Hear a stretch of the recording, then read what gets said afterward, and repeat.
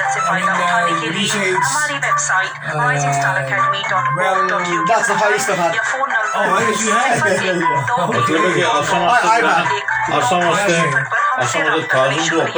radio is too much. It's international issue. If it's national, that's different. Yeah, okay.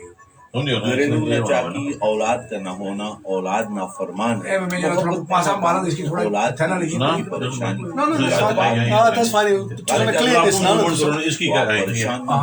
आज ही इस्तिहारे के लिए राब्ता करें हाफिज मुबारक शाह साहब से व्हाट्सएप नंबर है 07424605048 that's 07424605048 Yeah, it's come through. अपनी जिम्मेदारी से राब्ता करें आपकी आवाज Basically, we are audio है ना www.radioguardian.audio. Close to the city centre, St. Saviour's Road, Birmingham, B818. A place to create and learn connectivity. We are locally fascinated a team of experienced, specialist early years teachers and practitioners. We offer free 15 hours for all 3 and 4-year-olds and some radio 2-year-olds. We also offer free 30 hours childcare for working parents, support for children with special educational needs and disabilities. We are open from 8 a.m. till 5 p.m, term time only, and we offer breakfast and tea. We are based on St. Saviour's Road. Please call and register your child on 0121 464 4183. We look forward to hearing from you. Thank you. Birmingham central mosque Highgate Birmingham की सबसे पहली मस्जिद और UK की दूसरी मस्जिद की बुनियाद 1960 और 1970 में रखी गई थी। बर्मिंघम सेंट्रल मॉस्क को मजीद इम्प्रूवमेंट के लिए आपकी मदद की जरूरत है। आइए दिल खोलकर मदद करें और साथ दें। Al Rayan bank Birmingham mosque trust limited sort code 30 everybody account number 0121 समाप्त फरमा रहे हैं आपकी आवाज रेडियो यूके की नशरियात स्टूडियो से राब्ते के लिए नंबर नोट कीजिए 01216829735 एडवर्टाइज स्पॉन्सर के लिए 07944808141 Alaikum. Good evening and Happy New Year to all our viewers. You're listening to another edition of the Community Talk Show. I'm your host, Mohammed Amin. Inshallah, between now and 8:30, I'll be covering the Community Talk Show with another interesting and concerning subject in English. And inshallah, if we have some time, I'll also cover it off with my guest in Bahari. Before I start, I'll give you some usual information. You're listening to Radio Aapke Awaaz, www.aapkeawaaz.co.uk. You can listen to me live on our Facebook Live page, and which is Aapke Awaaz, or you can listen to me on the Radio Garden app. You can download the app on your smartphone and you can listen to me. And also you can listen to me live on www.aapkeawaaz.co.uk. In addition, our recordings of our community talk shows are all available on our YouTube page. And again, that's called Aapke Awaaz.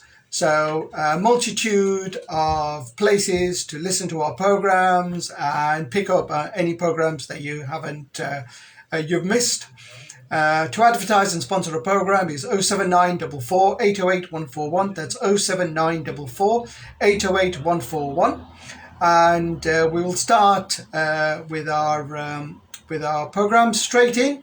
And as you always know, we always cover off the standard government guidance about COVID-19 and the vaccine rollout. Figures are coming out with this new Omicron variant. And it's still rising in certain parts of the country, especially down south. The health professionals are urging everybody to make sure you have your first and second vaccine. In addition to that, after your second vaccine, between 6 and 8 weeks later, have your booster, which is now available. Contact your GP health practitioner for further information, and I will cover off a bit more towards the end of the program. Last week we covered a program in Pahari, and this week we will start our program in in English, and maybe cover a bit of in Pahari, just to make sure that all members of the community get an opportunity to listen into my program. And my guest again last week by Ashfaq Fazal Saab. Assalamu alaikum, welcome to my program. Last week we had a conversation and we talked in Pahari. This week I think we'll cover the same topic plus a bit more, but more importantly we'll cover it off in English to make sure our viewers and listeners also get gist of what we were talking about. And furthermore, because it's such an important issue, we need to make sure that people in the community are aware of it. Now, before we go into the actual subject, we just need to remind people of Azad Kashmir and where it happened. And more importantly, a large majority of the population in the UK is from that Azad Kashmir region. And that's why anything that happens in Azad Kashmir has a knock-on effect to us here in the UK. And that's why we want to cover it. Assalamu alaikum ji. Cover off to you. Thank you. Acha brother, last week we covered in English about the last week we covered in Pahari. Sorry, all right, let me get this right. We covered off in Pahari, and then we covered a couple of points in English. But with the issue that we had was the brutal kidnapping of Kaval Matloob, in addition to her not being found, and then her remains were found. And then the authorities are covering the investigation and undergoing their processes. So let's start from the beginning. We know this happened in a village in Dadial, Azad Kashmir. And over to you, sir. You brief us in with the finer points. You know, briefing this incident is very emotional to explain, and I'll try not to get emotional while I'm explaining, because everybody who's got children, who's got daughters, are badly affected with this incident. This happened in Qatar, in Dadial's village, Qatar. 11 and a half year old girl is planning for the next day to go to school, and he's got a few things missing, and he goes to the shop to buy them, and she doesn't get to the bazaar, which is a few hundred yards away, and this monster sitting on the way, and then he grabs her and takes her to a jungle, and then her body is found after 25 days.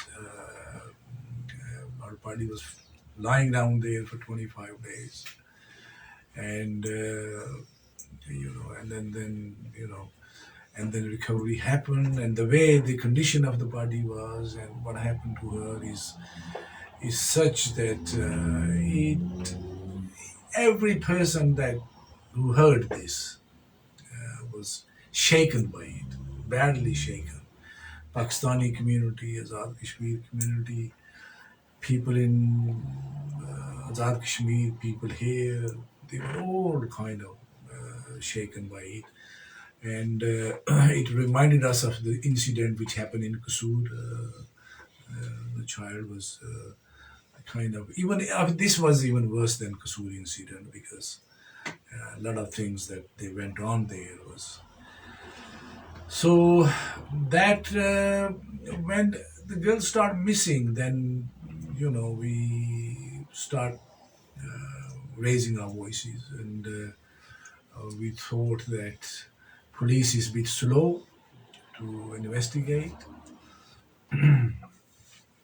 Police was they badly failed in the beginning. They badly failed.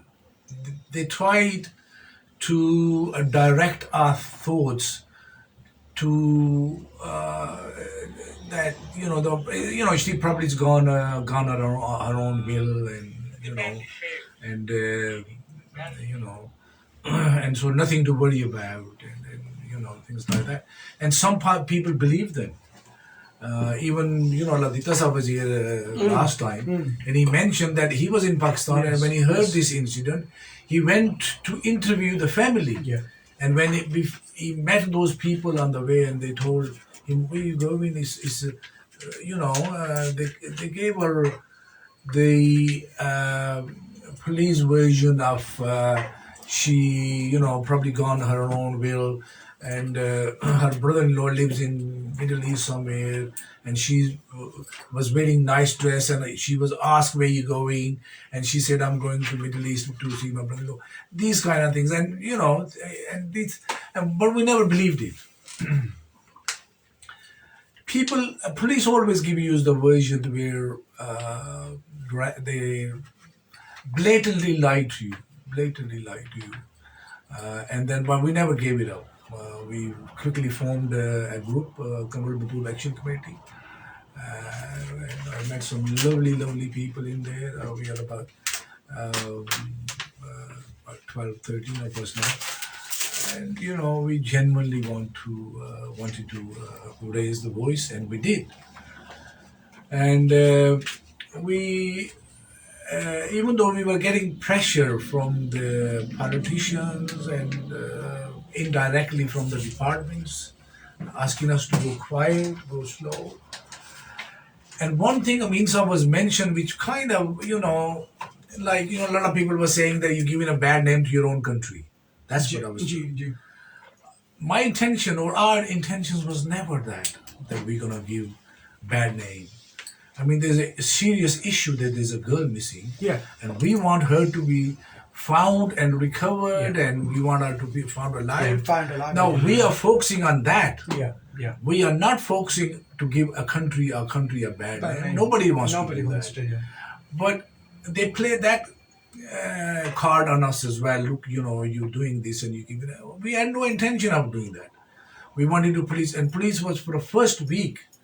Police wasn't doing much. They weren't taking it seriously. They weren't taking it seriously. Sadly, I mean, they weren't taking it. And then when we done the first protest outside Birmingham Consulate, and then they start taking us seriously. Then the hierarchies of the police went, and then they start investigating, and then we got them pressured all along then, and then the incident kind of when it came to public attention, then it spread like a fire. Then a lot of people were asking, and then we made police to investigate proper. They still failed in a way that they found the child's body after 25 days, and the body was lying 150 yards away from her house. And they could never manage to go to the jungle to look for it. They only found the culprit. They arrested him, and he took him to the location where the body was. So there were a lot. So there wasn't even a search effort or. No, they weren't. They weren't such effort. There were so many things, and then when the body was found, the same day there were some rewards given to the police. Trophies are given to the police. That hurt us. Yeah. That hurt us because if you think about it, how can you give a reward and a trophies on a time? Innocent girl's child, life. His body is found after 25 days, and she's brutally murdered and whatnot, and then same day you give in trophies and rewards. And then highlighting that in the media, it upset us. It tell us that departments don't care about ordinary citizens. That's the message we got. They don't care. They're more interested in their own well-being, and they don't have these feelings of what has happened. You know what I mean? I mean, it's like You mentioned earlier on about the there was the political involvement. Why was the political involvement? This is like a civil case. So why was there a political involvement? You see, politicians and bureaucrats work together. They both work together. And we are slave to both of them. The member of parliaments and then the bureaucrats. That's what we are slave. In what way? We are slave because lots of things that I can discuss in why, but I'll keep it to the limits. I don't want to say too much. But that's the only two ways we have in our country. There's no public saying. We live in a police state. They tell us what's right and what's wrong. They blatantly lie to us not to have pressure on them. And sorry, your question was why the politician wanted us to do the same. The bureaucrats were asking the politician that we don't have an approach in UK. So can you try keeping people quiet in England? So the politicians, or not all politicians, but some of them, and then the local MP was sending us the messages, come on, saying like, go quiet. How could we go quiet on that? It's not a kind of a theft or a burglary issue. There's a young girl missing. And we did not. I mean, one or two my friends who were in the committee, they were badly pressurized to go quiet. And what about the family? What pressure was the family under? I mean, they lost their daughter, stepdaughter. Family went through hell, obviously, for one reason that, they lost their daughter. Second thing was that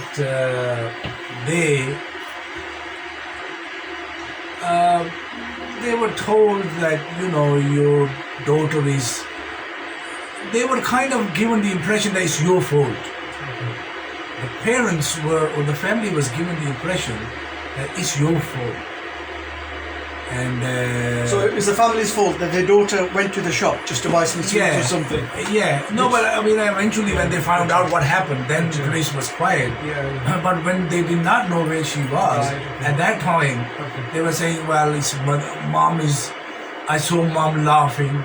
I saw son doing this. I saw brother doing this. Ridiculous things, And they were put under a lot of pressure, And I can, being a poor background, Kamal's father has passed away a while ago. So she was a yatim. They were immense pressure. So you mentioned you did a protest in here in Birmingham at the consulate office, and that had some impact, and then suddenly they started looking. What about the community in Dadial? What kind of family support did they get over there from the community? What family support they got? Obviously, they got a lot of family support. Their relative was with them. But if you look at it as a community as a whole, then as I mentioned that the bureaucrats guides their thoughts. Right. Okay. They were they were made to think that the family is responsible. They were made to think that that she's gone. She absconded. Gone somewhere with her own will, and she was well dressed and so on and so forth. 101 things they tried. So the public there falls for it. Right. They fall for it. Sadly, they fall for it, and now they are used to it. Whatever briefing they get by the police or by the department, they end up believing it. So the politicians, the bureaucrats have a great emphasis of control with regards to whatever the community does. Yes, very much. And how is that seen by the diaspora community in the UK about what's happening with events back in Dadial? The way we protested and then the way we raised our voices, it was, who can be quiet on this kind of incident? 11 years. I mean, I have 3 daughters. I mean, we all have our children. And then we were thinking that, it could happen to our children. Anyone else? How would we feel? And it kind of motivated us to do what we did, and we raised our voice. We, sky was the limit. So, mashallah, the Kamal Mudrub Action Committee, the way they raised the voice, we brought the system to their knees to sort this out. And we would have carried on. And, inshallah, we will. Just moving sideways now, just to picture what local authority, local bureaucrats, the MLAs in Azad Kashmir, what is the normal procedure in these type of events? Do they have resources to do these type of things, or because they literally choose not to do it? They have sources, but they choose not to do it. I mean, what's it called? Geofencing technology, where they can. That's what they use eventually. At the end, they use that. Yeah. They could locate. Yeah. Phone calls going out and phone calls coming in around Kamal Matroob's house. Yeah. And that's eventually made them get the person. They have the technology, but they're lazy. They're not only lazy. I mean, so I think that bureaucrats and politicians don't like public. They don't like it. Even though they're taxpayers, they're responsible for their well-being. All the bureaucrats are being paid by the taxpayer. All the MLAs are paid by the taxpayer, but they don't respect us. They don't wanna know us. I can feel the hatred from them. They've never been trained. They've never been told who you are working for. They think that they are the boss and they can do whatever they want. And to control us, they divided the public. I mean, the public kind of hates each other, dislikes each other. And that divide kind of helps them to carry on governing us the way they want. So, public, is sad, but we are trying to create that awareness that the public should have the power, because public is the one who's a taxpayer, and public is the one we should have the power, and the system works for the public, not that public works for the system. Yeah. That's how we can see it here. The respect, we got the respect here. And that's what we want, because the whole world runs on an ordinary taxpayer's money, and few countries don't respect their citizens. Sadly, Pakistan and Azad Kashmir is one of them. And unfortunately, that's a knock-on effect of countries going into like a lawless circumstances and condition, and if the community doesn't get the services it needs to run the law and the authorities of those countries, then those countries will always suffer. And that's, in this instance, that's why you're explaining. Yes. I mean, we try to create this awareness in the public, but ordinary citizen is poor and he's fighting for his survival.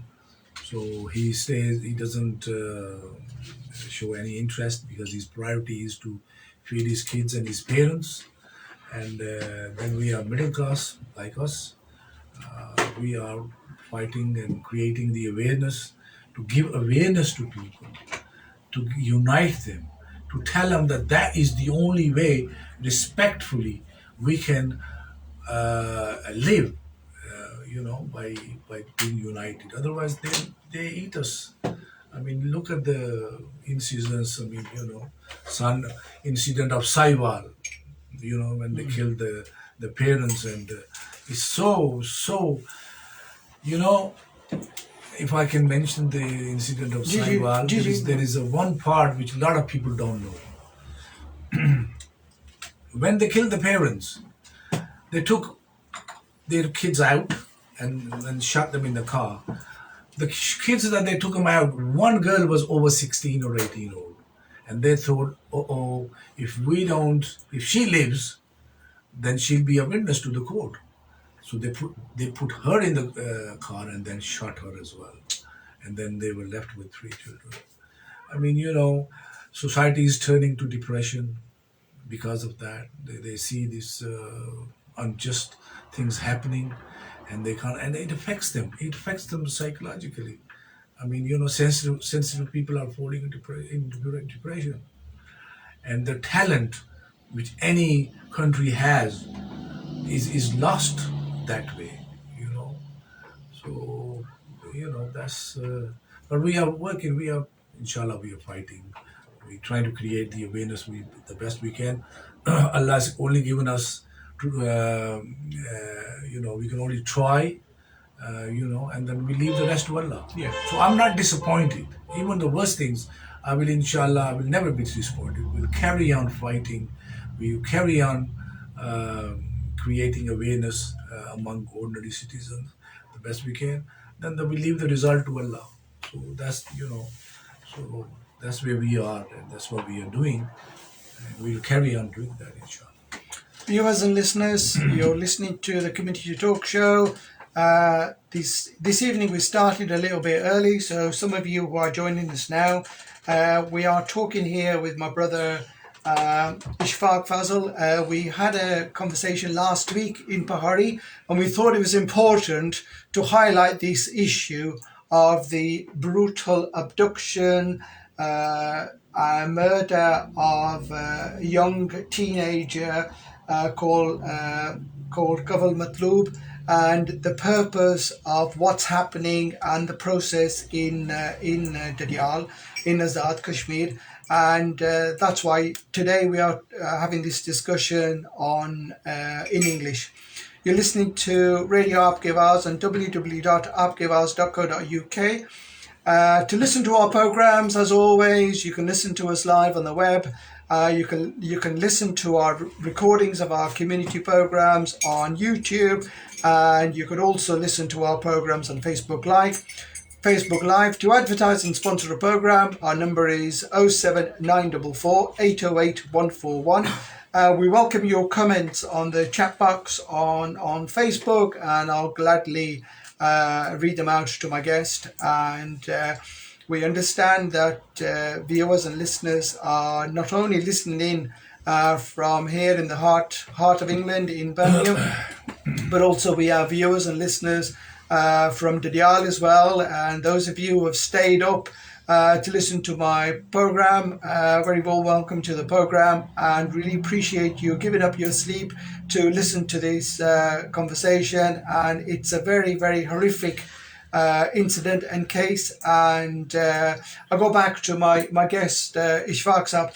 Ashfaq Saab, you've mentioned that your protest outside the Pakistani High Commission in Birmingham got the authorities in Azad Kashmir to look at the case again. And in addition to that, what are your achievements to date? So what's the latest now in that case? What's happening now? Latest is the police said to us when the culprit was found. The police said to us that we give us 20 days or 15 days. And we will present the case in court within those days, and then we'll make sure that the case will cover all the corners and everything, and that including the forensic result as well. And now it's about a month, and nothing has happened. I mean, initially they have gone to the court. That's called initial challan has been presented. Yeah. But the forensic. And the rumor is that that delay, as they say, that justice delayed is justice denied, and we are concerned that the forensic report is taking so long.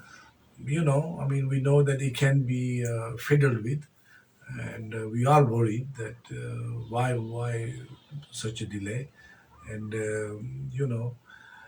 but certain things that they are not in our control. We're keeping an eye on it, but delays is worrying us. Why is such a delay? Because it should be a swift justice. And with regards to the delay in the justice, Yeah. What action has the Kaval Matlub Action Committee done in addition to the protest at the Pakistani consulate office? What action are you doing in Dadial, and what action are you doing here now as like the next stage to say, get the legal proceedings going? Yeah. Well, I mean, so, when we were fighting for this poor child, we just found out that for a few years, maybe 4 years, 6 years, High Court, there are no High Court judges in Azad Kashmir except one. It's such a vast districts in Azad Kashmir, and there's only one High Court judge who listens one case a day, and yet thousands and thousands of cases are pending.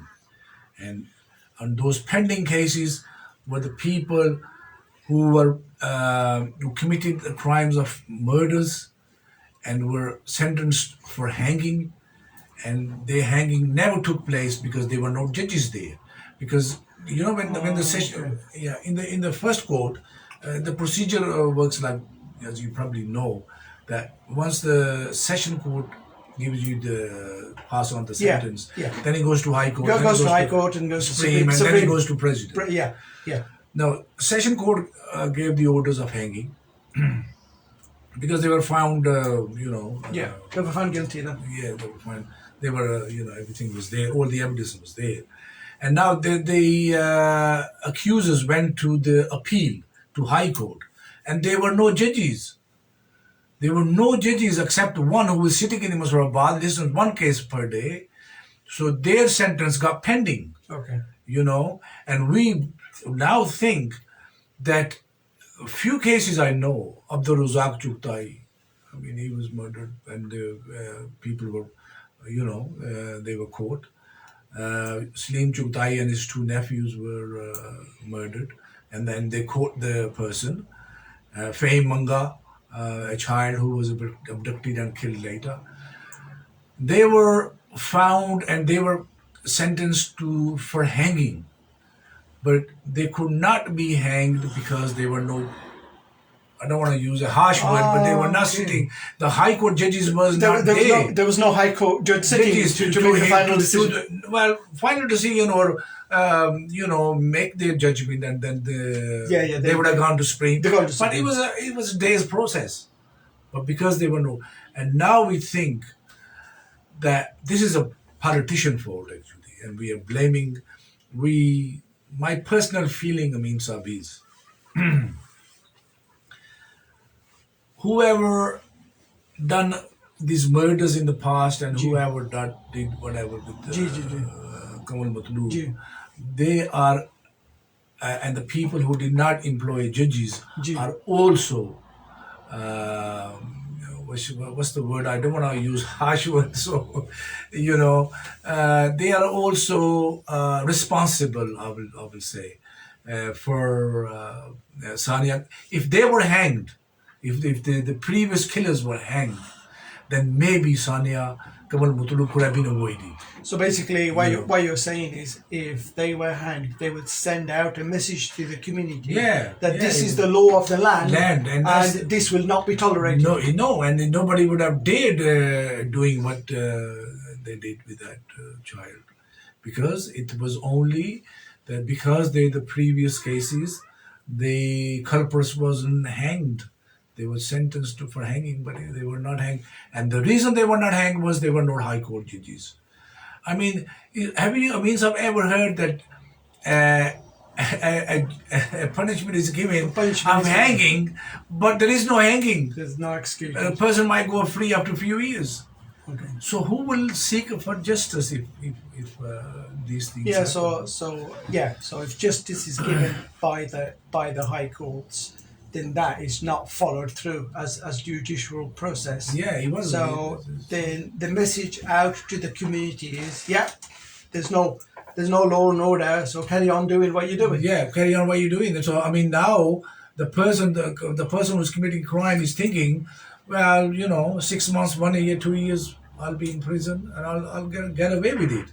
That's the criminal thinking exists at the moment. That is only due to the people, and we blame government for that. We blame the previous government for not doing the job properly. I mean, I don't want to pick a particular government, but last government was Noon League's government, and Raja Farooq Haider, he was the prime minister, and he had full for 4 years or whatever in power, and he did not bother to sending the judges on there or posting them, basically, because there was vacancies available, and there were people available to take up that job, but he was just so careless. By Ashfaq Fazal, my knowledge on Azad Kashmir is a bit weak. So, who appoints a judge? Are the judges appointed by the government of Pakistan, or are the judges appointed by the government of Azad Kashmir? How does the process work? I mean, the law is that the government of Azad Kashmir appoints them. Okay. The law is. So what goes on behind the door? We don't know. You know what I mean? I don't know, but the responsibility because the government of Azad Kashmir is responsible for that territory of Azad Kashmir, for the whole judiciary process, the day-to-day taxes and everything. That's their responsibility. The whole system, basically, in any country, in any democratic country, the whole system is under the running prime minister or running party who is ruling the party. The whole system runs under it. So even the judges were their responsibility as well. And if I go and confront them now, they will make 101 excuses, and a bloody good one as well, to get away from the responsibility. And yet I think these murders are also, and these people who did not appointed judges are also not as much responsible, but they have some responsibilities with the Sania Kamal Matlub issue, because the previous people were not hanged. Yeah, because if the judiciary system sends out a message to say, we will convict these people, but we won't take any further action, then you're sending a wrong message out to the community. You're sending a wrong message. And you're sending a wrong message to the person who wants to commit a crime. He's thinking, well, I can get away with it. They can bribe they can bribe. I mean, there was an incident of Murad Kanyal, my class fellow, Mohammed Amin, and I forget the other guy's name. Abad, his name was Abad, I think. One person from England, he went there, and then, there was a tussle, and he killed both of them. He was arrested, and he was also asked to be hanged. The sentence was passed of hanging. And then he's back in England now. There was no hanging, and he's back in England. So what message you are sending? Assalamu alaikum, viewers and listeners. We're just having a conversation here on Radio Aapke Awaaz, on our community talk show, with my guest here, Ashfaq Fazal, and he is part of the Kamal Matlub Action Committee, which was set up following the brutal abduction and murder of Kamal Matlub, a young 11.5-year-old daughter in a village in Dadial, Azad Kashmir. I would like to thank my viewers and listeners who are joining in. Mohammed Amin is saying, Assalamu alaikum, shukriya bhai, thank you for listening to my program. Mukrim Shah, Assalamu alaikum brother, thank you for listening to my program. Brother Aladita Saab, Assalamu alaikum bhai ji, bubu shukriya to some program tak karena. And we now have had Mohammed Rangzeb Saab from Azad Kashmir. Bubu shukriya ji bhai ji to sana we program sara takrena. Our discussion today is in English, because we felt it was important to let the community in the UK know what's going on in their motherland, in their homeland, in Dadial, Azad Kashmir.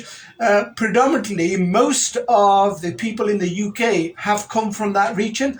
Azad Kashmir region, a lot of it was due to migration in the early 1920s, and then over the next 4 decades, following the uprising of the uprising of the dam and the eventual displacement of people in the late 70s, early 80s. Something like 1.5 million people came to the UK from that region, and Birmingham is the host home for a lot of these people from that region. So that's why anything that happens in Dadial hits home here, and it hurts people here because people still have associations with Dadial. So that's the reason why we thought it was important to cover this issue. And furthermore, that's why we are having this conversation in English with my guest here, Ashfaq Fazal. Brother Ashfaq Sahab, we talked about the system in Azad Kashmir, the lawless system. Let's move on to your message now to the authorities in Azad Kashmir. What would you like to say to the messages, the High Commission in London, High Commission in Birmingham, to say what should happen now in Azad Kashmir regarding this case? Why should I tell him? I mean, I'll be wasting my time. If I want to tell him something, then I'm wasting my time. Because they'll carry on doing whatever they do. On behalf of the Kanwal Matlub Action Committee that we have formed, we have decided from now on that we're going to make a non-political organization on Kanwal Matlub's name, or maybe it depends on in the future. And we will fight as a non-political organization. We will fight for these causes until we will be, and we're just hoping that Allah gives us the strength and the power to fight with them. I mean, if I can say live that I have live threats, so I want you to be a witness of it as well, in a way, if something happens to me, because I'll go back. I spend, even though I was born here, but I live in Riyadh, have threats, but it doesn't matter. I mean, I lived my life, so we'll carry on fighting under the banner of Kanwal Matlub Action Committee, and I don't want anybody to counsel us. I don't want to give them any message, because they're not going to listen to us. We know they don't like us. They don't like citizens. They don't like people. Basically, you are doing this for humanitarian reasons, and you are doing it for the humanitarians, for residents, especially in the UK, who have links back home in Dadial, and also for the community in Dadial, because you've said they are voiceless, because in our discussion you've said that the politicians and bureaucrats don't listen to the community. They don't listen to the community. They don't. I mean, even the politician. I mean, when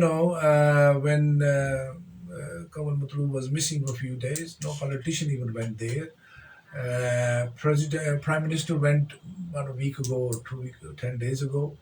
That was just a formality trip with all their protocols and everything. So basically, we want to create this awareness in the community, here and in Pakistan and in Dadial and Azad Kashmir, that we have to fight our own war. We have to stand out.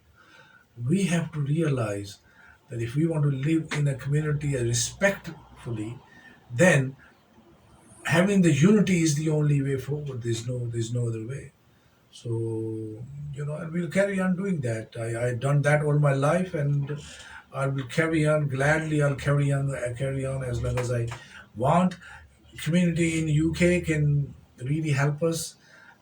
Non-political. I mean, I'm talking not to people who have political interests, or who have links with bureaucrats. I don't want to know them, to be honest with you, because they are the one who create problems for the community, because they use their own links with them and end up doing what they do.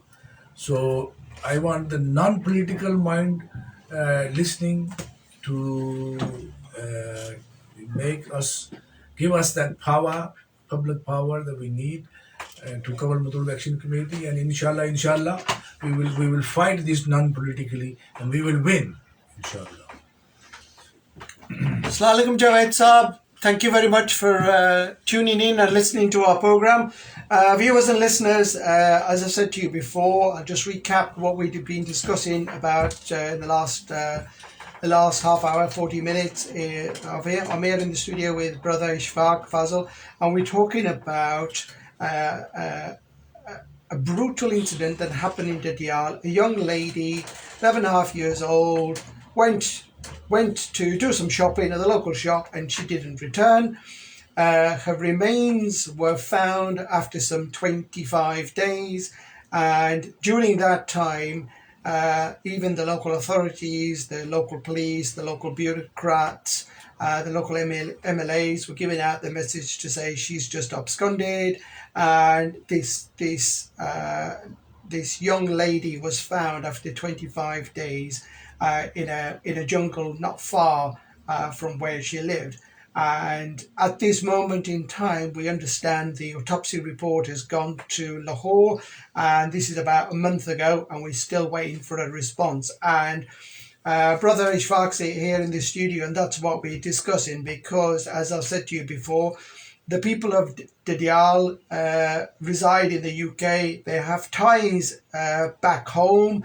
Furthermore, a large majority of our community go back to Dadial. And one question I want to say to you is, if the message is going out to the community that the local bureaucrats, the police, the local authorities are not doing anything in Dadial, where do you see our community then? Would our community stop going there? And surely they must be raising a lot of money through the revenue that we spend over there, our taxes, our shopping and everything. Surely that will affect them quite deeply. They're scared. Ordinary citizen is scared. Simple. Divided and scared. You know, that's why they believe everything they've been told by the bureaucrats and by the authorities. You know, basically they are scared. They are going along with whatever they say. They know that what they're doing is wrong. But, you know, they have no other choice. They think about their livelihood. They think about their own security.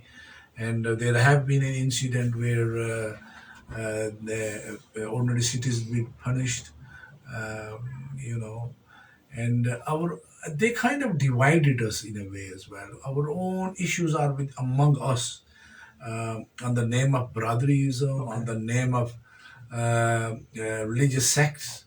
You know, these divides exist there. So basically, and that suits the system. That suits. So what you're saying is basically the system there is divided on Baladrism on clan basis, and that's divided the system. Yes. And because the system is working for them, yes. And unfortunately the poor working class citizen is affected deeply, but because they're the voiceless, yes. And that's why you have set this action committee to support the voiceless and to support the community. Yes, support them and give them the awareness. The awareness is that they live, you know, by paying taxes every single day. When they buy a product, they pay tax 30%, 25%, you know, and yet it's difficult for them to buy things because things are getting expensive day by day. But they pay 25 or 30% or 35% tax on top of the product they buy. Why they pay that tax? Because that tax goes to the government and then it's being paid to all the bureaucrats. And, you know, and then, but the public is not aware of it. But that happens in any civilized society where the taxes are taken by the people who are working, who are shopping. That revenue goes to support local services, health services, local policing services. Yes. And that supports the community. Yes, these taxes we pay so they can make a better environment for us. And yet, it's the reverse. We pay taxes to all those departments. You name a department, you know, he is not doing his job properly. And sadly, they've never been told that what is a bureaucrat's role in a democratic country, what rights a citizen carries. The bureaucrat is not aware of it, you know. and then he carry on doing what they're doing, and public is not aware of, the scenario of things, and that's where we come in, and we try to create that awareness. We might succeed and we might not succeed. That's on Allah. That's we can only try. Well, you are, as you've said, the Qabl Matloob Action Committee. You're doing it on a humanitarian basis. Yes, So humanitarian. if Allah Ta'ala will give you barakat, Allah Ta'ala will give you barakat, and your rewards will be on a humanitarian basis. And anywhere you will see unjust in Azad Kashmir, you've said that's the whole purpose of Azad Kashmir, Pakistan, anywhere when we see we think that we are Pakistani as well.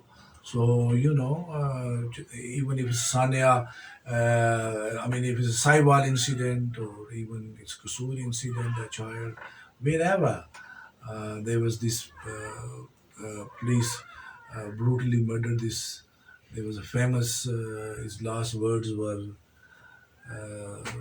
"Tum maroge to nahi," or something like that, and then they killed him. We want to help anywhere we possibly can. We want to serve humans. We don't divide ourselves like the particular area that we'll do it. And our intentions are pure. We don't ask for any funding. We're never going to stand for elections. I am part of another organization in Dadial. It's called Sadai Haq, and on that we have given an oath on Quran that we will never come into politics. Some of us have, including me. So we want to help on a humane ground. And how do you want people of the Kashmiri, Pakistani ethnicity who want to support your this current issue in Dadial? How can they help you in the UK? Well, we have a Qabl Matloob Action Committee. We have a meeting hopefully on Sunday. Okay. And then we will make an arrangements. We will probably form a platform where ordinary citizens from here. But I must repeat, we don't want to know politicians. Ordinary, non-political residents. Non-political people we are looking for. We are not interested because we see politicians and their their friends. We think that they are the problem creators, and then people who are linked with the bureaucrats there. We don't want to know that. We want non-political people to be part of us, give us the strength. We will form and we will advertise how to they can play a part, and we want to. I'm hopeful that one day we will become such a big committee or action committee where our voice is heard much better, and I hope one day we'll achieve that. Our intentions are pure. We're not looking for anything else. We don't want any links with any politicians or anybody else. What I mean. Well, like you said, you've decided that this action committee is initially for the Qabl Matloob Action Committee.